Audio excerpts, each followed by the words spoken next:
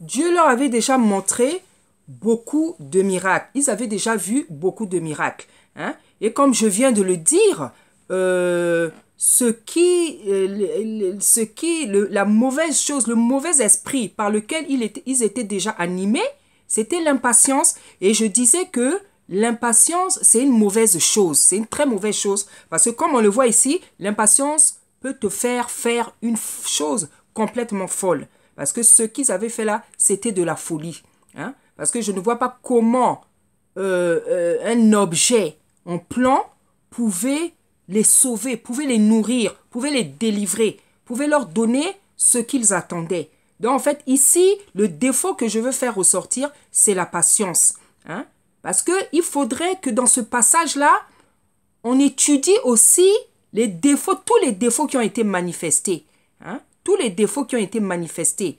Hein? Pas seulement l'idolâtrie, mais tous les défauts qui ont été manifestés. Et le premier défaut ici qu'on voit, c'est l'impatience. Hein? L'impatience, donc c'est pour dire que l'impatience, c'est une très mauvaise chose. Hein? Parce que ça peut nous emmener à faire des choses folles, ça peut nous emmener à rater beaucoup de choses, ça peut nous emmener à rater le salut. Ça peut nous emmener à rater la gloire de Dieu dans notre vie. Et on va aller dans Jacques, hein, où on nous parle de la patience.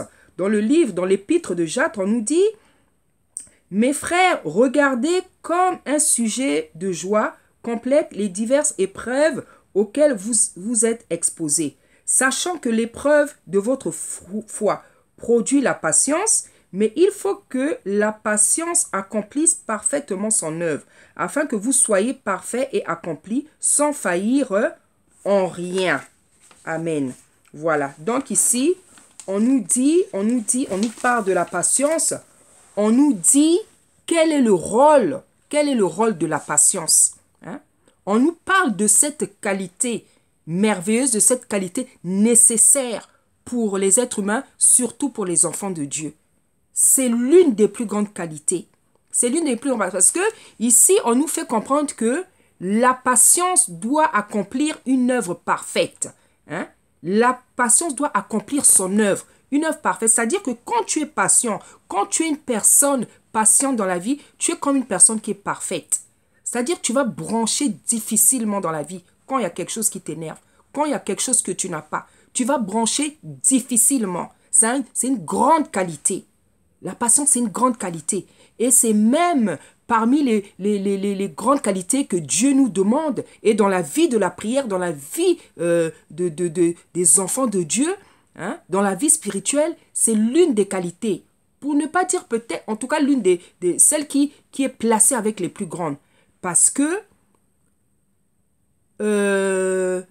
l'enfant de Dieu, il doit m'être animé par... Pourquoi? Parce qu'en fait, lorsqu'on demande des choses à Dieu, Dieu ne nous les donne pas tout de suite. Voilà. Ça veut dire qu'il faut avoir la patience. Il faut avoir la patience. Donc, c'est une qualité nécessaire à un enfant de Dieu. C'est une grande qualité nécessaire que Dieu nous fait travailler chaque jour et à laquelle le Seigneur désire qu'on arrive comment dire, à ce qu'elle soit grande, elle devienne grande. Voilà. Donc, ici... j'ai essayé de montrer déjà le défaut qui avait été manifesté dans leur attitude, l'impatience, et je profite aussi pour montrer maintenant pourquoi, comment l'impatience n'est pas une bonne chose et que plutôt il faut que nous cultivions la patience parce que la patience fait des gens qui ont cette qualité des hommes et des femmes parfaite. En tout cas, la personne qui est parfaite, c'est une personne qui est spéciale. Vous allez voir, c'est une personne qui est posée. C'est une personne qui est calme. C'est une personne qui est posée, c'est une personne qui est calme. Et c'est comme ça que le Seigneur veut que nous soyons. On va continuer. Alors, après on nous dit, Aaron leur dit, ôtez les anneaux d'or qui sont aux oreilles, hein, qui sont aux oreilles de vos femmes, de vos fils et de vos filles, et apportez-les-moi. Et tous ôtèrent les anneaux d'or qui étaient à leurs oreilles, et ils les apportèrent. Il les reçut de leurs mains, jeta l'or dans un moule et fit un veau en fonte. Et ils dirent Israël, voici ton Dieu qui t'a fait sortir du pays d'Égypte. Lorsque Aaron vit cela, il bâtit un autel devant lui. Et il s'écria, demain il y aura fête en l'honneur de l'Éternel.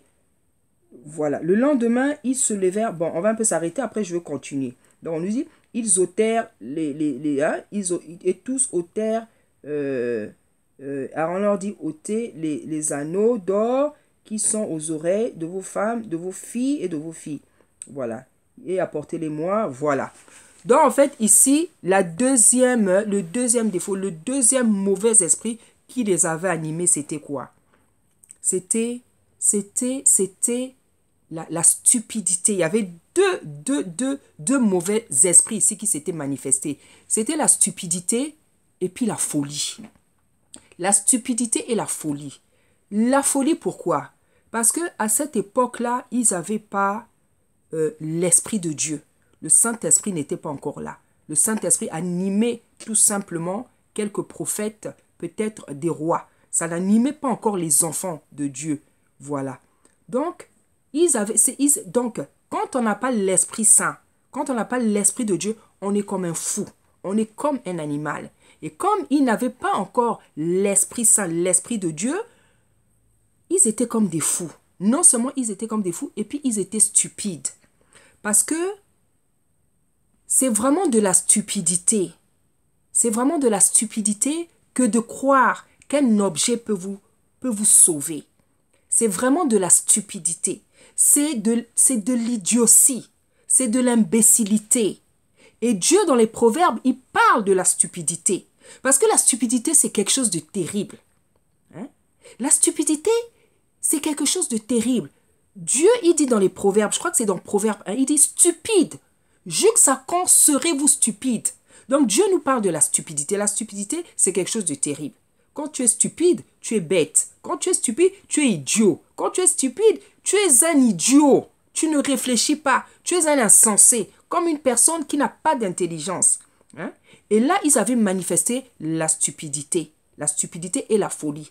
La folie, parce que ils avaient oublié qui était ce grand Dieu. Qui était ce grand Dieu? Qu'est-ce que ce grand Dieu avait fait pour eux?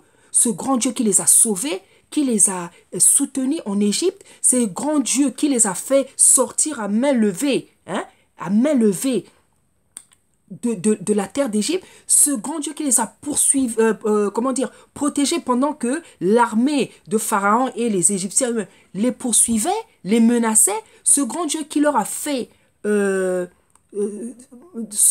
descendre la manne, la caille pour les nourrir, ce grand Dieu qui a ouvert la mer Rouge en deux afin qu'ils puissent traverser, s'enfuir. Ils avaient oublié la puissance, la grandeur de ce Dieu et ils s'étaient permis de faire un Dieu en fonte.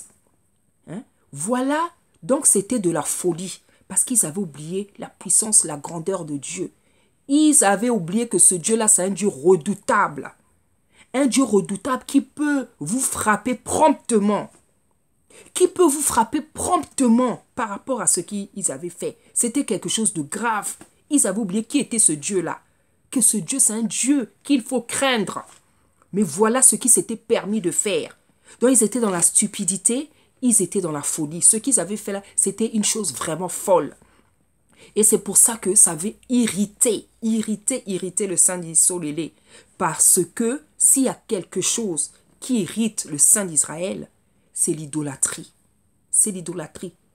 S'il y a quelque chose qui l'irrite, c'est l'idolâtrie. Parce que la Bible nous dit que c'est un Dieu jaloux. C'est un Dieu jaloux. Lui-même, il sait ce qu'il a fait pour sauver ce peuple.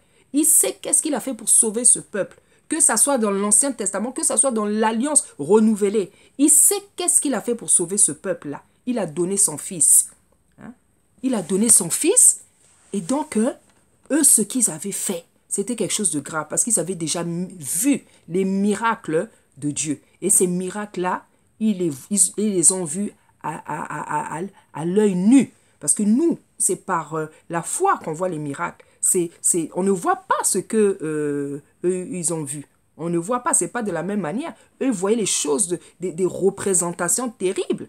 Hein. La colonne de feu, la nuée, c'était des choses terribles. Hein. Donc, voilà, ils étaient donc... On a dit qu'il y avait premièrement l'impatience qui s'était manifestée. Là, on a vu qu'il y avait la stupidité, l'imbécilité et même la folie. Parce que quand Dieu a fait quelque chose de grand dans ta vie, quand tu te permets d'aller faire quelque chose comme ça, quand tu te fais quelque chose, tu te permets de faire quelque chose comme si Dieu n'a jamais agi dans ta vie, tu es comme un fou. Donc là, il y a la folie aussi qui s'était manifestée. Parce que quand on n'a pas l'Esprit de Dieu, on est comme un fou. C'est pour ça que lorsque on se convertit, la chose que le Seigneur nous donne, c'est son esprit. Parce que c'est cet esprit-là qui vous permet de rester droit, de le craindre. Voilà, de le craindre. On va continuer. Donc, on nous dit après, il reçut de leurs mains, jeta l'or dans un moule et fit un veau en fente. Et ils dirent, Israël, voici ton Dieu qui t'a fait sortir de l'Égypte. Donc là, vraiment, ils étaient dans leur idolâtrie abominable, dans leur idolâtrie folle. Hein? C'est-à-dire qu'ils avaient oublié qu'ils avaient un Dieu. Le Dieu maintenant qu'ils ont considéré, c'est ce veau d'or qui est sorti de la calcination de leurs bijoux. Voilà, ils avaient oublié Dieu. C'est vraiment, ils étaient en pleine idolâtrie. Et c'était vraiment des idolâtres. Hein? C'était vraiment des idolâtres. Hein? Parce qu'on ne peut pas croire qu'un objet peut vous sauver. Voilà. Donc après on nous dit, lorsque Aaron vit cela, il bâtit un autel devant lui. Et il s'écria, demain il y aura fête en l'honneur de l'Éternel. Le lendemain, ils se levèrent de bon matin et ils offrirent des holocaustes et des sacrifices d'action de grâce. Le peuple s'assit pour manger et pour boire. Puis ils se levèrent pour se divertir. Il reçut de leurs mains, jeta l'or dans un moule et il vit un veau et dit, Israël, voici.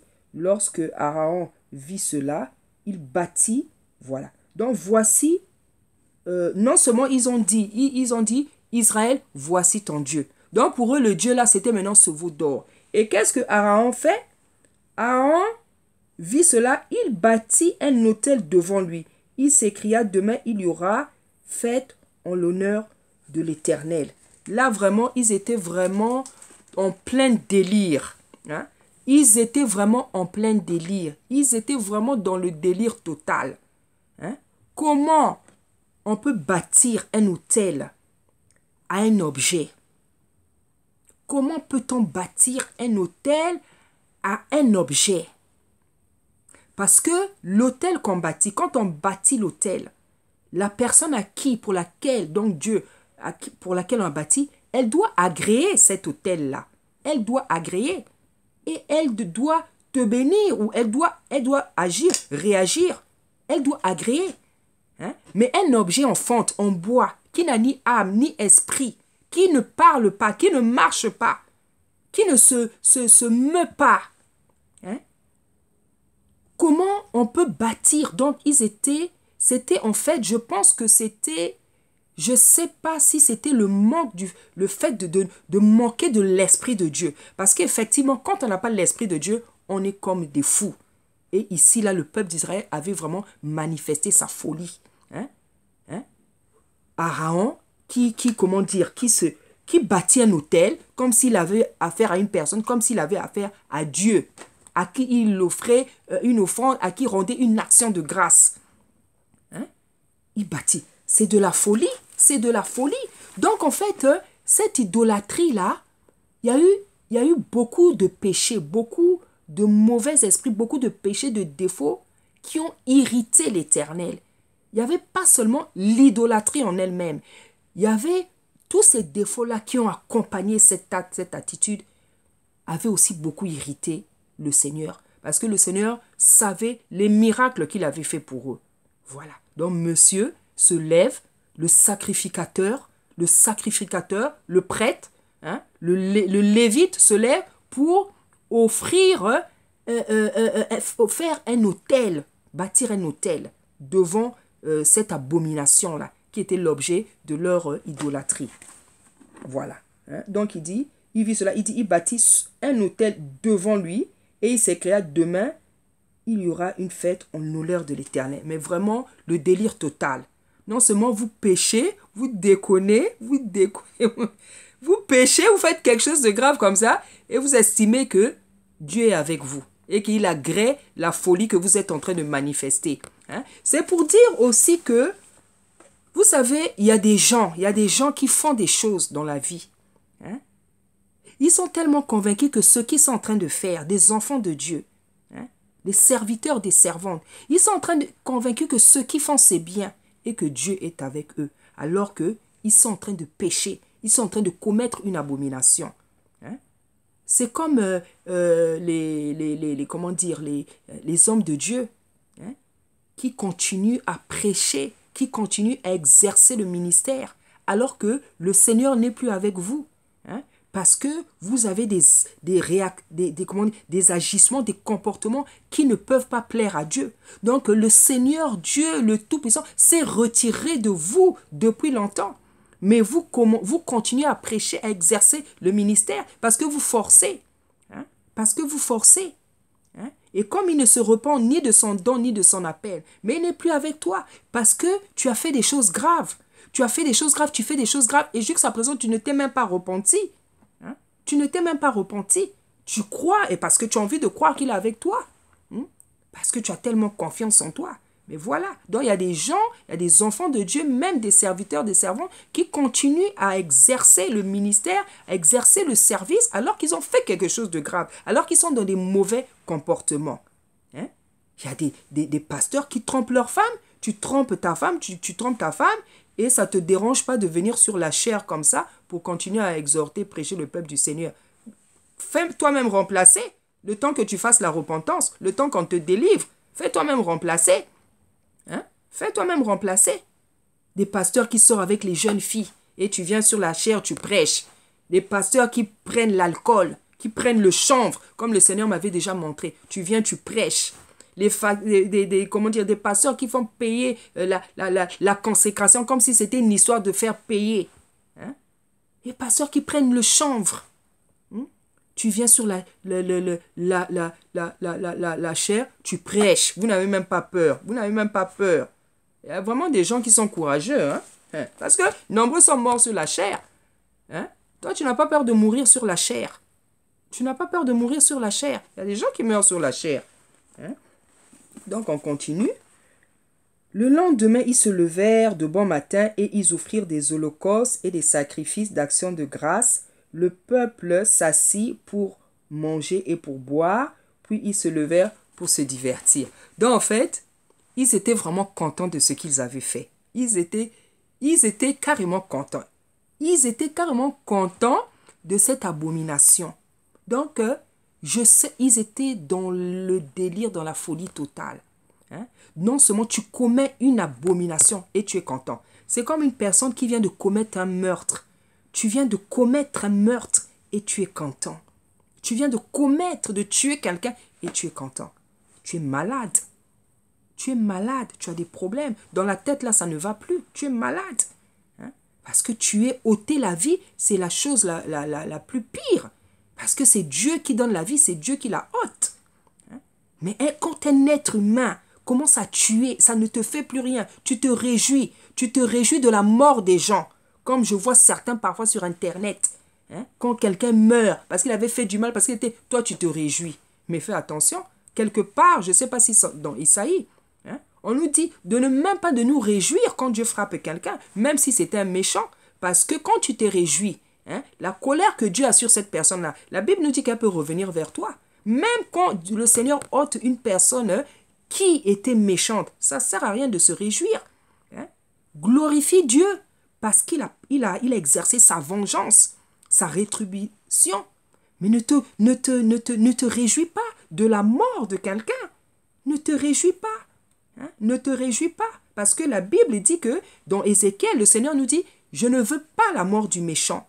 Je veux que le méchant se convertisse et qu'il me connaisse. Dieu ne se réjouit pas de la mort du méchant. Donc tu ne dois pas te réjouir. Il y a des gens qui se réjouissent de la mort de quelqu'un, ce n'est pas normal. Même si cette personne était méchante, Tu ne dois pas te réjouir. Tu ne dois pas te réjouir. Il y a un problème. Voilà. Donc, voilà ce qu'ils avaient fait. Voilà ce qu'ils avaient fait.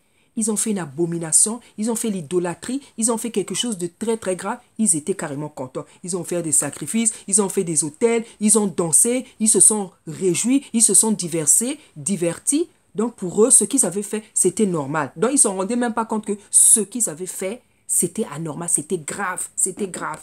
Hein? Ils ne s'en rendaient même pas compte. Donc ils étaient vraiment dans la folie. Donc ici, qu'est-ce qu'on voit?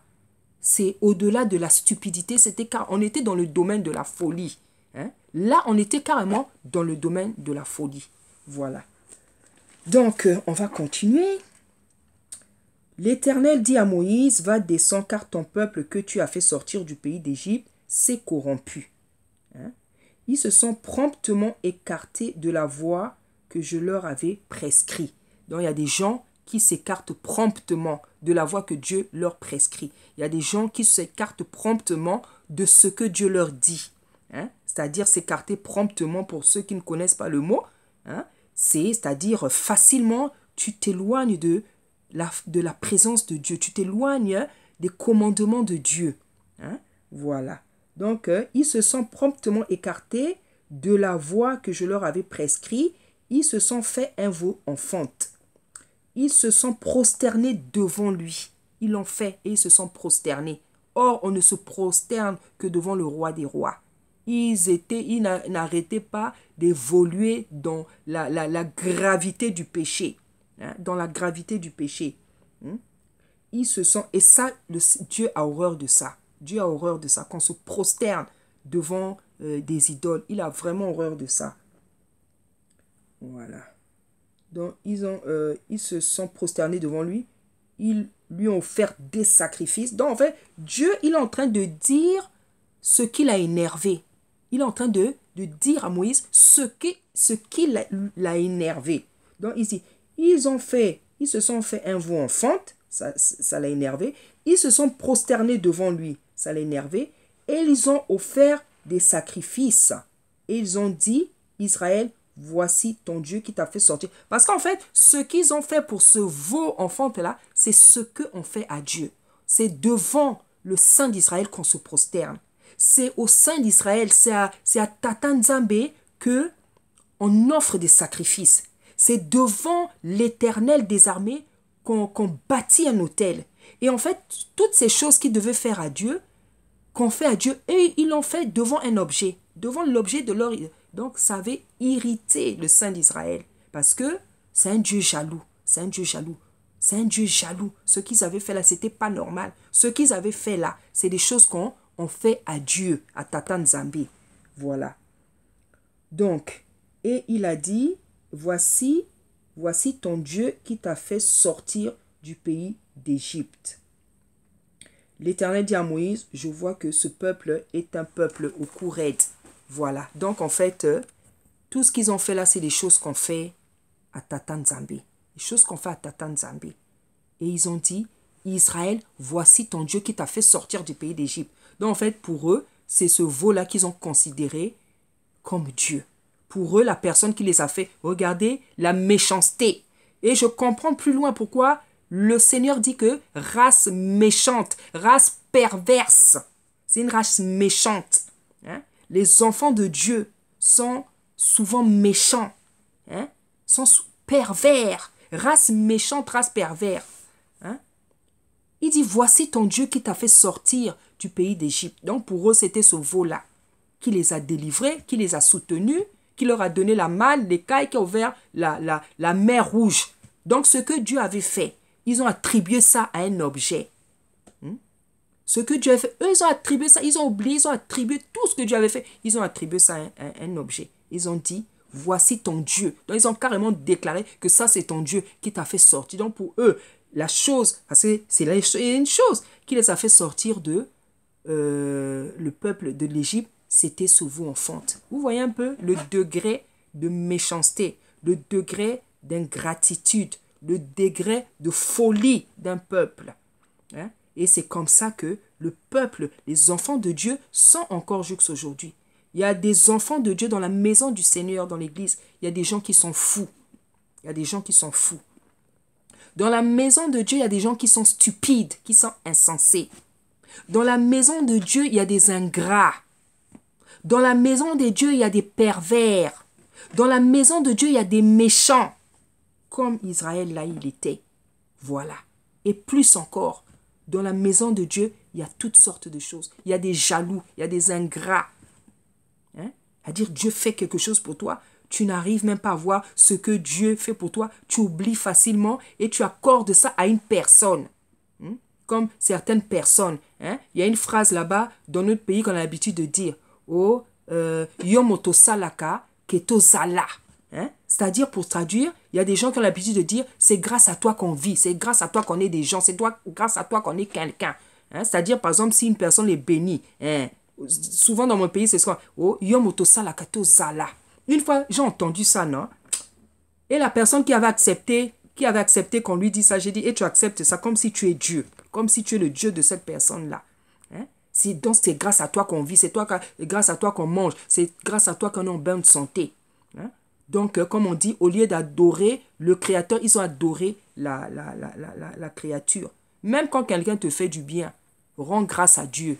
Même quand quelqu'un te fait du bien, rends grâce à Tata Nzambe. Ne tombe jamais dans cette erreur de te mettre à adorer une personne. Parce que l'adoration n'est due qu'au Seigneur. Dis merci à la personne, sois lui reconnaissant, mais rends grâce, rends des actions, rends grâce à Tata Nzambe.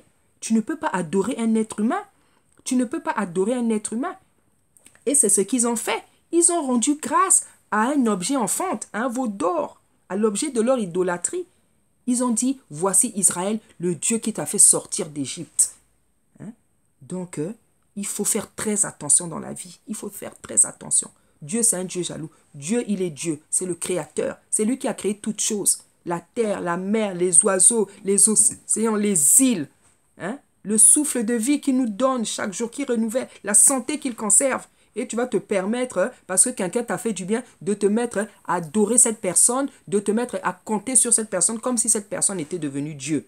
Hein? C'est pour ça qu'il dit maudit la personne qui se confie en l'homme. Quand tu te confies en l'homme, tu es maudit. Hein?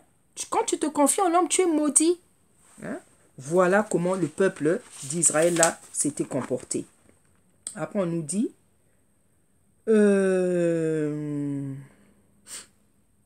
voilà, au Koured. Donc, le Seigneur, il le savait, il a dit, je vois que ce peuple-là est un peuple au Koured. Le Seigneur savait seulement. Voilà. Alors, Moïse implora l'Éternel son Dieu et dit, pourquoi, ô Éternel, ta colère s'enflammerait-elle contre ton peuple que tu as fait sortir du pays d'Égypte par une grande puissance et par une main forte? Pourquoi les Égyptiens diraient-ils, c'est pour leur malheur qu'il les a fait sortir. C'est pour les tuer dans les montagnes, pour les exterminer de dessus de la terre. Reviens de l'ardeur de ta colère et repens-toi du mal que tu veux faire à ton peuple. Souviens-toi, Abraham, Isaac et d'Israël. Souviens-toi d'Abraham, d'Isaac et d'Israël, tes serviteurs auxquels tu as dit, en jurant par toi-même, je multiplierai votre postérité comme les étoiles du ciel. Je donnerai à vos descendants tout ce pays dont j'ai parlé, et ils le posséderont à jamais. Et l'Éternel se repentit du mal qu'il avait déclaré vouloir faire à son peuple. Amen. Ici, en fait, on voit, ici, il s'agit de l'intercession de Moïse. Hein? Moïse était tellement conscient que ces gens-là avaient fait quelque chose de tellement grave. Hein? Tellement grave, il a dit que non, ces gens-là, il faut que je prie pour eux parce que tout le monde va mourir ici. Et c'était vraiment ce que le Seigneur voulait faire. Hein? Dieu voulait les tuer. Hein? Dieu voulait les tuer. Parce que à l'époque, Isaïe n'était pas encore descendu. Hein? Isaïe n'était pas encore venu s'offrir en sacrifice pour que les gens soient pardonnés. Hein? Avant, Dieu tuait les gens comme des bêtes. Tu pêches, tu meurs. Tu pêches, tu meurs. Hein? Donc, Moïse, il était, comment dire, il s'est présenté, il a intercédé en fait pour le peuple. Parce qu'il savait que ce Dieu-là qui est tellement pur, qui est tellement saint, qui est tellement grand, qui est tellement redoutable, hein, qui est un feu dévorant, Moïse avait compris, savait que Dieu voulait les tuer. Donc, il s'est incliné, il a supplié Dieu, il a supplié, il a rappelé à Dieu C'est toi qui nous as fait sortir. Hein? C'est toi qui as fait tout ça pour nous. C'est toi qui as fait. Maintenant, qu'est-ce que vont dire nos ennemis? Qu'est-ce que vont dire les Égyptiens? Ils vont savoir, ils vont se dire que tu nous as fait sortir pour nous tuer. Ils vont se dire que tu nous as fait... C'était un piège que toi, tu nous as fait sortir pour nous tuer. Hein? Pardon. Reviens de l'ardeur de ta colère. Hein? Donc, comme on dit chez nous en lingala, donc abonde la kinzambe, donc il avait supplié le Seigneur, il avait vraiment supplié, parce qu'il savait que le Seigneur voulait les exterminer à cause du grand péché qu'ils avaient commis. Donc ici, qu'est-ce que je voudrais relever? Je voudrais relever le fait que parfois quand on pêche, quand le peuple pêche, quand une personne pêche dans la vie, quand tu pêches, il faut savoir que quelque part, même quand tu as fait parfois quelque chose de grave, il y a eu soit un homme de Dieu, soit quelqu'un qui intercède en ta faveur. Hein? Qui intercède. Parfois, tu as fait quelque chose qui mérite la mort. Mais il y a eu quelqu'un peut-être qui a prié pour toi. Il y a eu un homme de Dieu. Il y a eu une voix qui s'est levée vers Dieu pour que tu ne meurs pas. Hein? Donc ici, c'est juste le don de l'intercession, ce que Moïse avait fait, que je voulais relever. Voilà. Moïse retourna et descendit de la montagne, les 2 tables du témoignage dans la main. Les tables étaient écrites des 2 côtés, elles étaient écrites de l'un et de l'autre côté. Les tables étaient l'ouvrage de Dieu et l'écriture était l'écriture de Dieu gravée sur les tables. Josué entendit la voix du peuple qui poussait des cris et dit à Moïse, « Il y a un cri de guerre dans le camp. » Dans le camp, il y a un cri de guerre et Moïse répondit, « Ce n'est ni un cri de vainqueur, ni un cri de vaincu. Ce que j'entends, c'est la voix des gens qui chantent. » Et comme ils approchaient du camp, il vit le veau et les danses. La colère de Moïse s'enflamma, il jeta de ses mains les tables et les brisa au pied de la montagne. Il prit le veau qu'il avait fait et le brûla au feu. Il réduisit en poudre, répandit cette poudre à la surface de l'eau et il fit boire les enfants d'Israël. Moïse dit à Aaron, « Que t'a fait ce peuple pour que tu l'aies laissé commettre un si grand péché ?» Donc on va un peu s'arrêter ici. En fait, Moïse, quand il arrive, contrairement aux enfants d'Israël, Moïse craignait beaucoup Dieu. Moïse craignait beaucoup Dieu. Et même lorsque Moïse meurt, Dieu dit quelque chose sur Moïse. Dieu dit qu'il n'y a pas un homme qui était aussi patient sur la terre que Moïse, qui était doux et patient. Donc, c'était quelqu'un d'exceptionnel. C'était quelqu'un d'exceptionnel. Il était doux, il était très, très patient. Hein, puisque la Bible nous dit qu'il n'y a pas eu quelqu'un qui était aussi doux, voilà, qui était aussi doux que lui, qui était aussi patient. Donc, contrairement aux enfants d'Israël, Moïse avait manifesté la crainte. Moïse craignait beaucoup Dieu. Moïse craignait beaucoup Dieu. Et ce n'est pas un hasard si Dieu l'avait appelé. Si Dieu l'avait appelé à cette tâche-là. Parce que Dieu, justement, il ne fait rien au hasard. Hein? Parce que pour supporter des gens méchants comme ça, des gens terribles, ils étaient je ne sais pas combien de millions, ils étaient je ne sais pas combien de milliers de personnes. Voilà. Donc, Dieu ne fait rien au hasard. Dieu ne fait rien au hasard. Pour supporter des gens comme ça, il fallait avoir certaines qualités. Il fallait avoir certaines. Et l'une des qualités, il avait manifesté beaucoup de qualités. La patience, la miséricorde, la compassion pour le peuple, parce qu'il a intercédé en leur faveur pour qu'ils ne meurent pas. Ça veut dire que c'est quelqu'un qui avait beaucoup de compassion. Hein? Donc Moïse, dans cette épreuve, avait sorti toutes ses qualités, toutes les qualités qui étaient les siennes. Donc la patience, l'amour, la miséricorde, voilà. Donc contrairement au peuple d'Israël, lui, Moïse, avait craint Dieu. Moïse avait craint Dieu. Hein, certainement, il y en avait d'autres. Hein, il y avait, voilà, Josué était allé à côté. Voilà. Donc, mais la majorité du peuple, vraiment, c'était corrompu de cette manière. Hein, donc, ici, qu'est-ce que je vais faire ressortir? Je vais faire ressortir que, voilà, il y a des gens, malgré tout, il y a des gens qui craignent Dieu. Voilà. Il y a des gens qui craignent Dieu. Voilà, ça peut être des servantes, ça peut être des serviteurs, ça peut être des enfants de Dieu. Voilà, dans cette génération méchante et perverse, il y a des gens qui craignent Dieu. Hein, il y a des gens qui craignent Dieu, quoique je pense que c'est presque rare en fait. Parce qu'une fois, le Seigneur m'a montré qu'il n'y a pas beaucoup de gens en fait qui craignent Dieu. Le Seigneur m'a montré qu'il n'y en a pas beaucoup en fait. Il n'y en a pas beaucoup. Et vraiment, que le Seigneur me fasse la grâce de me compter dans ces personnes-là qui le craignent. Que le Tout-Puissant me fasse cette grâce-là. Voilà. Voilà, donc on va continuer. Voilà. Moïse dit à Aaron, que t'a fait ce peuple-là pour que tu l'aies laissé commettre un si grand péché? Aaron répondit, que la colère de mon serviteur ne s'enflamme point. Tu sais toi-même que ce peuple-là est porté au mal. Ils m'ont dit, fais-nous un Dieu qui marche devant nous, car ce Moïse, cet homme qui nous a fait sortir du pays d'Égypte, nous ne savons ce qu'il est devenu. Je leur ai dit que ceux qui ont de l'or sont dépouilles, et ils me l'ont donné, je l'ai jeté au feu, et il en est sorti ce veau. Vraiment, comment il s'appelle? Aaron avait... Là, il y a deux défauts qui ressortent de chez Aaron, le sacrificateur.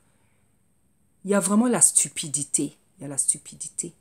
Ah oui, ça va peut-être choquer certaines personnes que je dise que Aaron avait la stupidité. Non, ça ne doit pas te choquer, c'était un être humain. C'était un être humain. Ce n'est pas parce qu'il était sacrificateur. Hein? C'est pas parce qu'il était sacrificateur. Le roi Salomon. La Bible ne dit pas que c'était le roi le plus sage et le plus intelligent, hein, et qu'il n'y en avait pas eu avant ni après lui, il n'y aura pas de roi comme lui. Mais on a vu les péchés qu'il avait commis devant l'Éternel. Lui qui avait la sagesse et l'intelligence, hein, était allé construire des autels, des idoles aux femmes étrangères avec lesquelles il était allé. Hein, hein. David, qui était quelqu'un qui craignait Dieu, hein, a commis quelque chose de terrible. Il a péché avec préméditation. Parce que déjà, le péché, c'est quelque chose de mauvais. Mais quand tu pêches avec préméditation, c'est encore plus grave. Hein? Donc, ne sois pas choqué. Ne sois pas choqué parce que je dis que Aaron avait la stupidité. Il avait la stupidité. Il y avait la stupidité. Il y avait la stupidité en lui. Il y avait la peur. Il était peureux. Aaron était peureux. Parce que regarde comment il parle. Il dit, comme un enfant. Oh, regarde, ils m'ont dit de faire ça. C'est à peine s'ils parlaient comme ça.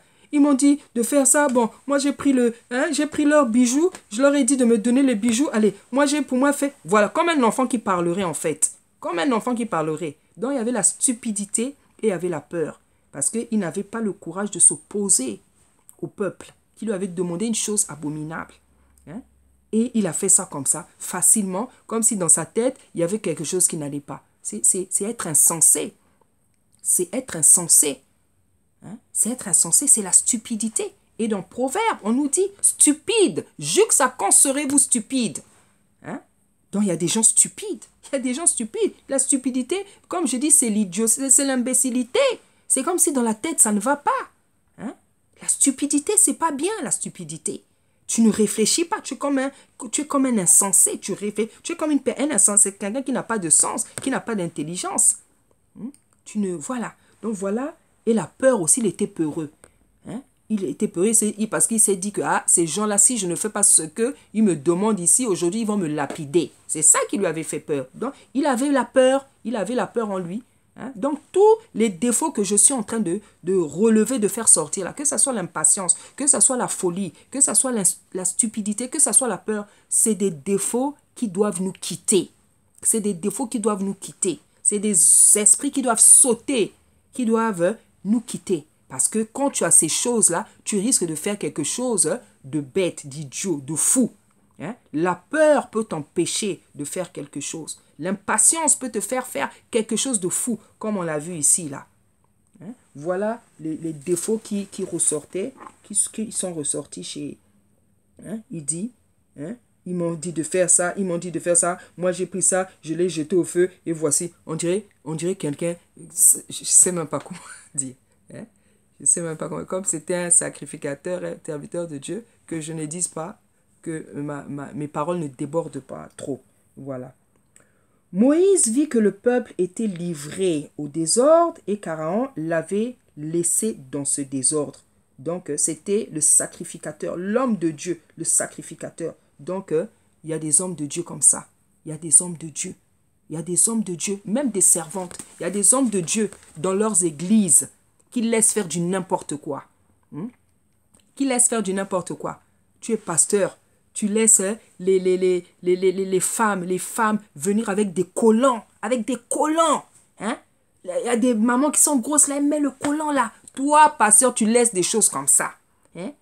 Ta brebis a des mèches rouges, des mèches jaunes, des mèches vertes.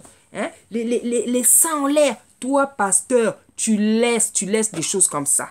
Hein? Peut-être à cause de la dîme que tu as peur qu'on ne te donne plus. Peut-être, je ne sais pas, mais c'est souvent à cause de la dîme. Hein? C'est souvent à cause de la dîme en question là. Hein? La dîme en question. Donc, il y a des abominations. Hein? Les femmes s'habillent mal dans ton église, mais tu les laisses. Parce que je ne sais pas de quoi tu as peur. Si c'est la dîme que tu as peur de manquer, si c'est que tu as peur que le peuple diminue, mais je préfère la qualité. Je préfère la qualité à la quantité. Je préfère avoir une ou deux âmes qui sont obéissantes, qui craignent Dieu, plutôt que d'avoir des milliers de personnes qui font défiler devant la face de Dieu des abominations. Et il y a des pasteurs comme ça. Il y a des pasteurs comme ça qui laissent l'abomination dans l'église. Hein? Qui laissent l'abomination. Des sœurs qui s'habillent mal dans la chorale. On voit des choses terribles dans l'église. On voit les choses terribles. Hein? C'est pour ça que ceux qui sont encore dans l'église, non? Que Dieu vous soutienne. Que Dieu vous soutienne. Donc, voilà, Moïse vit que le peuple était livré au désordre et qu'Aaron l'avait laissé dans ce désordre, exposé à l'opprobre parmi ses ennemis. Exposé à l'opprobre. L'opprobre, non, c'est quelque chose de pire que la honte. C'est quelque chose de pire que la honte. Hein? Parce que quand nous, on fait blasphémer le nom de Dieu, c'est les ennemis qui nous regardent. C'est les ennemis qui nous regardent. Hein? C'est pour ça que Dieu ne veut pas qu'on fasse blasphémer son nom. Hein? C'est pour ça que Dieu ne veut pas qu'on fasse blasphémer. Parce que quand tu fais blasphémer, il va te frapper. Hein? Il préfère même te faire disparaître de la terre que tout le temps tu sois là à faire blasphémer son nom. Hein? Abandonner, on nous dit... attends, où j'en suis? Que le peuple... Moïse, voilà. Moïse dit à Aaron... voilà. Moïse vit que le peuple était livré au désordre et qu'Aaron l'avait, voilà, exposé. Moïse se plaça à la porte du camp et dit à moi ceux qui sont pour l'Éternel. Et tous les enfants de Lévi s'assemblèrent auprès de lui. Et il leur dit, ainsi parle l'Éternel, le Dieu d'Israël, que chacun de vous mette son épée au côté, traversez et parcourez le camp d'une porte à l'autre, et que chacun tue son frère, son parent. Les enfants de Lévi firent ce que ordonnait Moïse, et environ 3000 hommes parmi le peuple périrent en cette journée. Moïse dit, consacrez-vous, on va un peu s'arrêter là. Là maintenant, c'est la vengeance du Dieu Tout-Puissant. La vengeance du Dieu Tout-Puissant, parce que ce Dieu-là, on ne blague pas avec lui. C'est un feu dévorant. C'est un feu dévorant, hein, et nombreux l'oublient, hein, l'oublient. C'est un feu dévorant, ne blague pas avec lui. Encore à ce moment-là, le Sauveur n'était pas encore descendu, hein, le Sauveur. Donc tu péchais, on te lapidait. Tu péchais, tu mourais. Tu péchais, tu mourais comme une bête. Tu péchais, tu mourais comme une bête. On ne blague pas avec lui. Pourquoi il y a des gens qui blaguent avec lui comme s'il était notre copain? Hein? Aujourd'hui, les gens parlent de la grâce, mais fais attention avec ta grâce. Fais attention avec cette grâce-là. C'est cette grâce-là qui va te tuer, hein? Si tu penses qu'aujourd'hui, tu peux te permettre de faire tous les péchés que tu veux parce que tu es dans la grâce. Fais attention avec cette grâce-là. Hein? Fais attention avec cette grâce.